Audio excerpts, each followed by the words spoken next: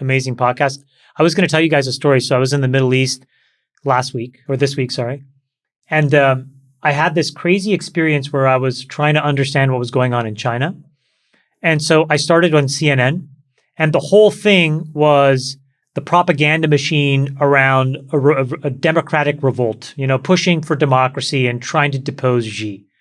Then I moved to Al Arabiya. So one channel up, I went from channel 10 to channel 11. And instead, what they were actually doing was interviewing people on the ground. And what they were talking about was literally how these PCR tests have become far too burdensome, and they just wanted it to end and more reasonable restrictions to get in and out of quarantine. Then I went from there to BBC. And in BBC, they had a China scholar who was talking about how for decades, actually, the Communist Party supports local level protests and demonstrations because they've realized that it is a part of their political system to make sure that people feel like they have a say. And I was like taking a step back, and I'm like, if you listen to the US narrative, and even Jason, like in our group chat, people fomenting for like revolution, and this is Tiananmen 2.0. And I'm like, well, I'm reading two other channels that tell us a completely different set of things. And I just thought, man, people just really fit the data. Such a good point. To fit their bias. Yeah, we are projecting. We want to see a revolution in China. The people in China want to have their lives back. I would love to see more democracy in the world. Yes, guilty as charged. I would like to see people be more free in the world. Dictator. I think most people just want to improve their condition. And I don't think people are as tied up on the philosophy of the government as they are about improving their condition. And as long as their condition is improving, they're willing to put up with any form of government. And history shows that. By the way, the conditions in China have improved better than everybody's in the last year. Better than anyone moved 500 million people out of abject poverty. And that's the great success of engagement. Isolationism would not have created that amazing outcome. 500 million people going out of abject. You're referring to us Apple building factories. You're saying building factories is what I'm referring to. Oh, okay, fine. If they want to build something over there, I guess that's better than us throwing open our markets and giving China MFN status to destroy American manufacturing and build up their economy so they can become a peer competitor to the United States. Yeah, I mean, this is the balance of engagement, isn't Sacks, it? If you engage too much, you give everything up. Sacks, which of the current Republican agenda do you disagree with most strongly, just as an aside? Well, most Republicans are in favor of our Ukraine policy, this sort of unlimited appropriation of weapons and aid to them. Don't you disagree with immigration policy of Republicans and Democrats? Well, I have a more nuanced position on immigration, which is I think we need to have a border.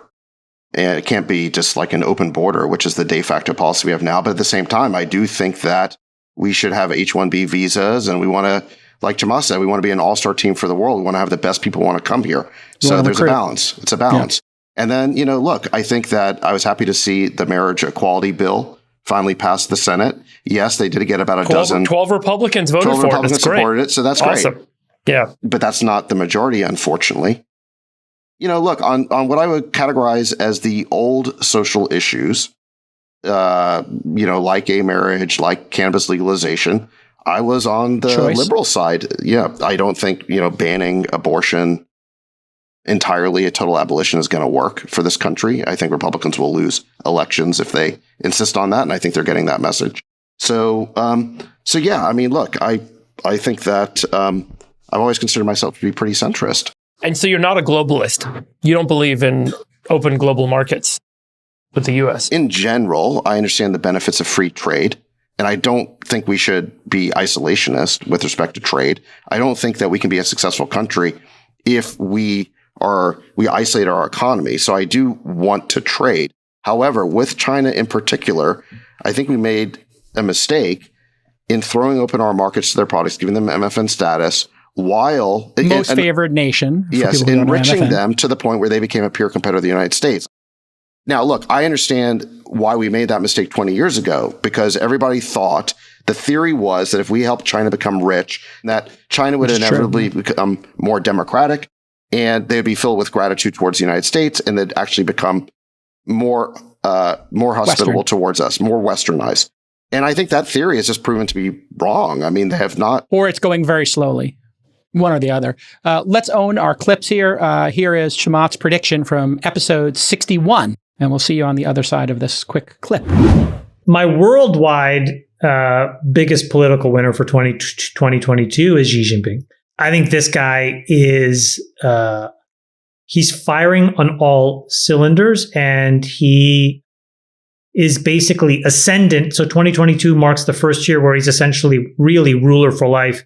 And so I don't think we really know what he's capable of and what he's going to do. And so that's just going to play out. You think he's the biggest political winner, really? Oh my God. I think it's going to be he's going to run roughshod, not just domestically, but also internationally, because you have to remember, he controls so much of the critical supply chain that the Western world needs to be. I think you're completely wrong. Let alone I think you're completely wrong. I think he's losing his power. He's scared. That's why he took out all these CEOs.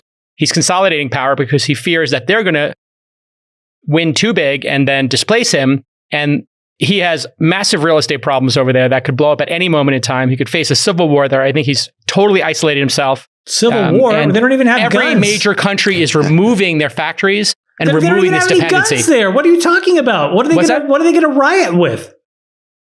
Did you not see Tiananmen Square? Did you not see the riots in Hong Kong? Are you not paying attention, Chamath? There's been many riots in China. They just happened to kill all the people. Those were crushed. And I'm not saying they will be crushed, but he still will have massive amounts of, I believe, protests, and he'll have to kill people. I think the bigger risk is that China gets better for Xi Jinping, but worse for everybody else in China. It's already worse for all the billionaires over there. It's worse for the tech industry. You've now got Evergrande, that whole gigantic debt implosion. I think there could be contagion from China next year. I don't think Xi's going to lose his grip in any way. But I'm not sure China's going to have a good year next year. Wow. Nailed it. I think all three of us kind of got this right. What are you talking about? You got none of it right.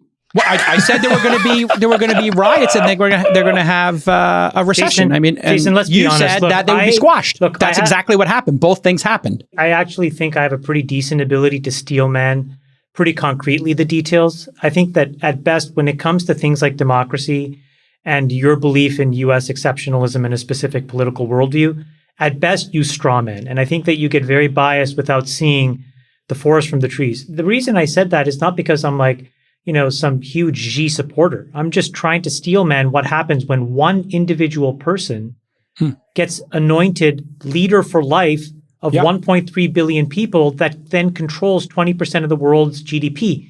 There is no other single human being as powerful as him as of this month. Can I just say that this show is going to become insufferable if every time you sort of said something in the past that was sort of correct, we're going to have to replay it? I was playing that one. I was actually playing that one for you, Sacks. I think you're the one who nailed it. I was giving that was a softball to you, actually. I nail it every week, J. Cal. All right, this show's going to slow down if we play every clip that I got right. You guys are asking to pull clips all the time. I just pulled one clip about China where you nailed it. No. Look, I think and also look Chamath's what he did. The king of pull a clip. The Evergrande thing, look what he did this week. They said, okay, you know what? The real estate industry can now issue secondary stock sales, raise equity and equitize themselves. So they're going to find a soft landing for the equity part for the real estate industry in China. And now they're reopening. So I don't know. I'm not sure what we're supposed to comment. What I will stand by is what I said, which is I don't think we have a very clear view about what's going on, what the substance of these protests are, and what people actually want if you're only consuming US media. And so if you find a way to get a diet from a bunch of different sources all around the world, you may get a better sense. I had an accidental window into that by being in a completely different part of the world this past week. Friedberg, any final thoughts on China and what's going on there before we move on to ChatGPT? Your favorite story. I think one of the things we often miss is that China, the CCP, does have their hand on the throttle. Like, they throttle up and down. We always think that it's a linear line and that it's super dogmatic and fixed, but there's certainly responsiveness. And the release of the lockdowns in Guangzhou and Beijing this week seems to have been a pretty good indication that when things do get, when the tides do change, leadership there seems to respond. Not always, but enough to kind of keep things going. So Should they reopen? I think it's 60% of the population or so is vaccinated with obviously vaccines that maybe aren't as, don't have the same efficacy as the ones here in the United States. Do you think they should open up and just let it rip? Or do you think they should still try to maintain this zero COVID policy? Because that is the debate right now. From what point of view, what's the objective? Because obviously, that's what I'm asking you. Yeah. Well, from the objective of economic growth, they need to open up and they need to keep their economy working and they need to keep their labor force engaged, or else they're going to continue to suffer. So if economic growth is the objective, they need to open up, right? If the long-term health cost of the nation balanced against that is the calculus that they're kind of weighing, there's probably some more nuance to that. And certainly, my understanding is there may be a precedent setting, which is, hey, we've said that it's a zero COVID policy, therefore we have to hold strict to it, toe the line, else it looks like we're weak. And so there's also this, maintaining the authority of the CCP objective. So there's a lot of maybe competing objectives right now. Certainly don't have a sense of how they're weighing them all. But I think that once all those videos came out this week, yeah, you guys saw them, but people were screaming. There was an apartment on fire where the doors were locked with steel beams on the base of the building. At least that's what the video said. I don't know how much truth there is to that, but that's what was said. And clearly people are extremely distraught and unhappy with the conditions of the lockdown. At some point, enough people with enough loud voices, something's going to change. I mean, let's just remember, like, the bargain that's struck in that country and with all countries is that, the citizenry to some extent are willing to tolerate their government so long as their conditions continue to improve. And there's a bargain. There's some bargain that's struck. And as soon as that bargain starts to go south for the citizenry, then that governing entity is at risk. And I think that that's what we sort of started to see this week, was the conditions are getting far, far worse and far less livable for so many people in that country that the government had to shift. Do you think, Chamath, this COVID strategy, and then we'll move on, was basically Xi Jinping wanting to get to that Congress, his coronation, and now that that's over, maybe he can change gears and then... Like I said, my belief is that I have a very poor access to enough data to steelman what is actually going on there. But one explanation could actually be that in the absence of enough hospital infrastructure and ventilators and a bunch of these other things, they had to take a pretty severe approach to this disease. I don't know what they know or didn't know. Maybe they understood, the virulence of it. Maybe that they have slightly different aging characteristics of their population. Maybe they genetically responded to the SARS-CoV-2 virus. I don't know any of these things enough to tell you, Jason. Yeah. But the reality is what Friedberg says is right, which is that you cannot grow an economy if people are inside locked in their apartments. And it looks like they have decided that that's coming to an end, and they're going to, deconstruct all of these things. So, the Chinese growth engine is coming back. And I think that that's going to be an important factor economically that we're going to have to figure out, because it's going to have a huge implication to American growth and American inflation. Sacks, if in fact if the lab leak theory is correct, China might have some insights into this disease that maybe the West didn't. Maybe that plays into their policy a bit. Any final thoughts here? Jake, I'm just surprised to hear that you have a problem with their lockdown policy over there. Because aren't they just implementing Democratic Party orthodoxy?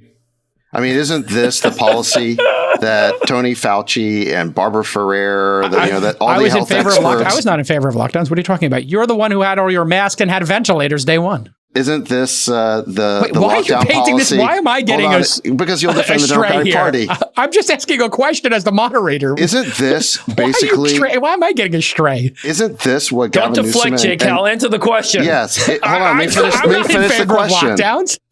I was in favor of if people wanted to stay home. And then if people wanted to go out and take the risk, take the risk. I was always in personal choice. Isn't this what Gretchen Whitmer in Michigan and Gavin Newsom in California subscribed to? The idea that the way to fight COVID was through lockdowns. Now, yes, Newsom had 10 pages of exceptions for his political donors. Absolutely. And he didn't use the police to lock people in apartment buildings. He may have wanted to, but they didn't actually do that. But can you really tell me that this lockdown policy has been disavowed by people like Fauci or by the health authorities like the Barbara Ferrers of this world? They still subscribe to this view. Do they? Really? Is anybody doing lockdowns now? Show me. Well, they're not able to do it because no one agrees anymore. Yeah. But tell me where anybody... Tell me where any of the health experts who said that lockdowns were the correct response have repented and disavowed that view. Yeah, I don't know. I haven't been tracking their mea culpas. But you yourself were in favor of lockdowns for a period of time. Yes, you were. No, you absolutely were. I'll pull the tape for the next episode. I was in favor of a mask mandate. No, that's not true. I was in favor of a mask mandate, and I said the mask mandate was the alternative to lockdowns. Okay, I was saying that by May of 2020. All right, listen. Let's move on to the next thing. I'm an independent. I don't represent the Democratic Party. I don't represent Fauci.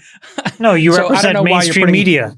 I do not represent mainstream media. You just said I was an old school journalist who's mortified with where it is today. I'm giving you a hard time. I thought your explanation was fabulous. Oh, thank you. Thank you. Obviously, Jake, I'm giving you a hard time too. I know that you were not a big lockdown proponent, but you understand the point I was making. Which I do understand your point. There were a lot of proponents let's stop making me the Democratic spokesperson.